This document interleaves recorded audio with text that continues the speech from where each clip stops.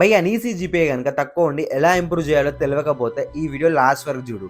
And నువ్వు దీనికోసం పెద్ద కష్టపడాల్సిన అవసరం కూడా లేదు. జస్ట్ కొంచెం స్మార్ట్ గా ప్లాన్ చేస్తే సరిపోద్ది. ఆ ప్లాన్ ఏంటో నేను చెప్తా చూడు. ఫస్ట్ రియాలిటీ చూద్దాం. సీజీపీఏ లేకపోతే నీకు ఫస్ట్ వచ్చే డౌట్, అసలు నన్ను ప్లేస్మెంట్స్ లో అలౌ చేస్తారా, నా రిజ్యూమే షార్ట్ లిస్ట్ అవుతుందా లేదా అనే డౌట్స్ ఉంటాయి. నిజం చెప్పాలంటే ఎస్, నీ సీజీపీఏ ప్లేస్మెంట్స్ లో కొంచెం ఇంపాక్ట్ ఉంటుంది. యాక్చువల్లీ ఎవ్రీ సెమిస్టర్ లో 5 to 6 సబ్జెక్ట్స్ ఉంటాయి. దాంట్లో 2 to 3 subjects completely core subjects of your course, కొంచెం హార్డ్ గా ఉంటాయి. మిగతా 2 to 3 non core subjects are very easy and scoring subjects. చాలా మంది స్టూడెంట్స్ కామన్ గా చేసే మిస్టేక్స్ ఏంటంటే అన్ని సబ్జెక్ట్స్ ని ఒకేలాగా చదవడం, అదే తప్పు. బట్ నువ్వు non core subjects like environmental studies, ethics, soft skills, open electives ఇవన్నీ చాలా ఈజీగా ఉంటాయి అండ్ స్కోర్ కూడా బాగా చేయొచ్చు. Main core subjects just pass అవ్వడానికి చదివండి, but non core subjects full గా ప్రిపేర్ అవ్వు. ఈజీగా 80 to 90 మార్క్స్ తెచ్చుకోవచ్చు.